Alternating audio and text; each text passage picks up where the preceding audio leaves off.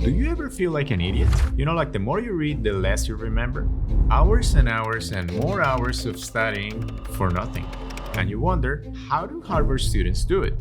What if I told you the secret to learning is not a fancy AI tool, is not more books, is not more hours, is not even more discipline, it's just a smart learning? I used to be a teacher for a long time, and I was a hell of a good teacher, so I know my stuff. The brain is the most sophisticated piece of gear you have. If you feed it right, you can do wonders with it. Limitless style. In 2015, I moved to China and started learning Chinese. Back then, I used to think there is no way I'll ever speak the language because it was pretty hard. But just 6 months later, I was reading, writing, and having conversations in Chinese. 我告诉你，我是老二。 I got fluent, kept living my life, my Chinese life, but then in 2022, I left the country and forgot about it. Fast forward to 2025, I am in this meeting with a Chinese client and I try to speak Chinese and I couldn't say a word. I couldn't even write my name. Why? Well, it's been more than 3 years without using it, not a single character, so my brain just forgot about it. Forgetting information is a natural process that starts right after learning something new. Studies show that about 50% of this information is forgotten within an hour. 1 hour!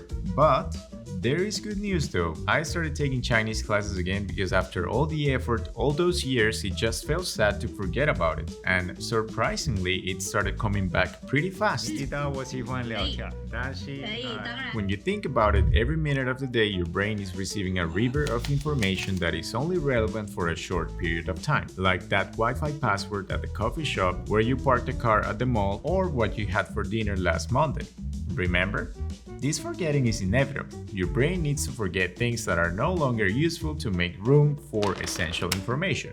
Whether it is a set of words after a language class, key points from a book chapter, a paper, or any information that's important. Next time you're studying, after reading one chapter, close the book, try to remember what you just read, and write as much as you remember. At first, it'll be tough, but the more you do it, the more you teach your brain to really focus. Then the next time you sit down to study, read your notes before reading a new chapter. And if you do this exercise every time you sit down or study, you'll have a lot of notes. And if you then pass those notes to a Word file or Notes app, that's plenty of recalling. Always find ways to recall information to trick your brain that the info is important. We are so obsessed with technology and doing things as fast as we can. It's pretty funny, don't you think? We've got all this cool tech with a lot of features to help us do things, but somehow it's making things worse. We are crazy about AI. Now we want ChatGPT to do everything for us. We're getting lazy. Use your goddamn hands. Pen and paper, baby, or at least an electronic pencil.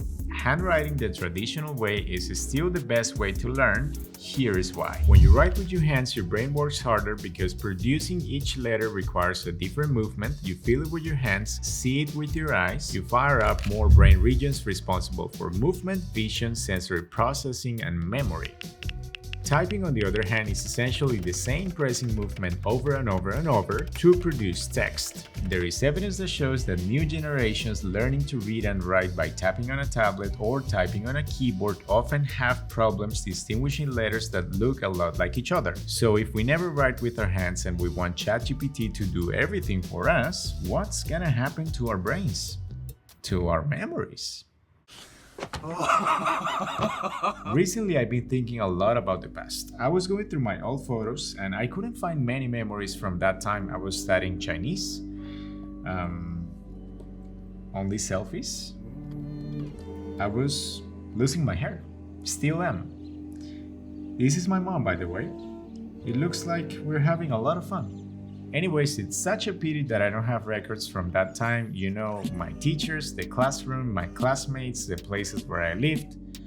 And now that I make videos for a living, I have more content to work with, but I know documenting my life is something that I need to work on. You know, be more intentional. So I've been taking this class, How to Document Your Life by Nathaniel Drew on Skillshare, learning from the best, great content creator. And I'm getting a lot of inspiration. Why document your life, how to do it, vlogging, which is something I never do and should, journaling, photography. I used to do a lot of photography before, but now with video being my main gig, I don't do it that often, and that's a shame because those photos are important. Plus, photography, it's quite fun. Imagine being 80 years old and going back to those photos. priceless, right? One thing I like about Skillshare is that classes are taught by expert creatives, successful entrepreneurs, so you're learning from real super talented people across pretty much any industry, and the content is fun. I've taken classes on drawing, creative writing, animation, how to do YouTube, how to build your dream life, and I've learned so many things. If you're interested, the first 500 people to use the link in the description or scan the QR code will receive a 1-month free trial of Skillshare. Get started today. There is a new MIT study that found that AI can supposedly rot our brain. They studied students over the course of several months and reported that ChatGPT users had the lowest brain engagement and consistently underperformed at neural, linguistic, and behavioral levels. I'm not surprised. When I was a teacher, I had students who took regular notes the traditional way, pen and paper, and students who typed. Guess who had higher scores every single time? Now, there are plenty of people on the other side claiming the study is overhyped and misinterpreted. We're talking reputable neuroscience students that make videos for TikTok. Look, I'm not a scientist, not an AI expert, I'm just an idiot making videos for the internet. Even though there is plenty of evidence that support the ideas of these videos because I take my craft seriously, I can only speak for myself with evidence I collect by myself through personal experiments. And I found that when I want to learn more, remember more, be more creative, get more ideas, do deep work, better work, getting to flow, it's not about productivity or efficiency, it's not about AI prompts, it's about taking the slow route, putting pen to paper, repetition, taking your time to really think. Hard work for your brain. You ever think how hard it is sometimes to sit down to study? Read for an hour straight? And you think, maybe I don't like reading. Maybe you're not reading the right books. Maybe you don't have the right teacher. Learning doesn't have to be boring. Quite the opposite, actually. If you want to stick to something for a long time, you have to keep it engaging and you have to make it your mission to have fun. Something that works for me to do work that sometimes is hard work is to change the way I do it. The devices I use, the places where I do it. You can take your reading sessions to the coffee place you enjoy and link reading with reward and fun. Change the format. There are so many ways you can keep things engaging, just be intentional about it. If you can't explain a concept as if you were teaching a 5-year-old, it's because you don't really know what you're talking about. So, become a teacher.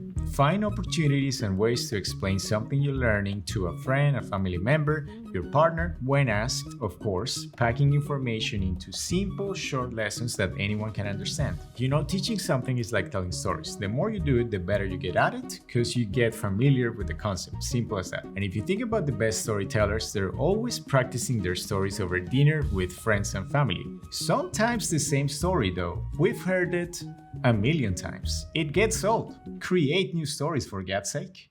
You ever seen these videos, study with me for 10 hours to forget 90% of the information within a week? No thanks. Studying doesn't have to be hard. The harder it is, the more likely you are to quit and forget.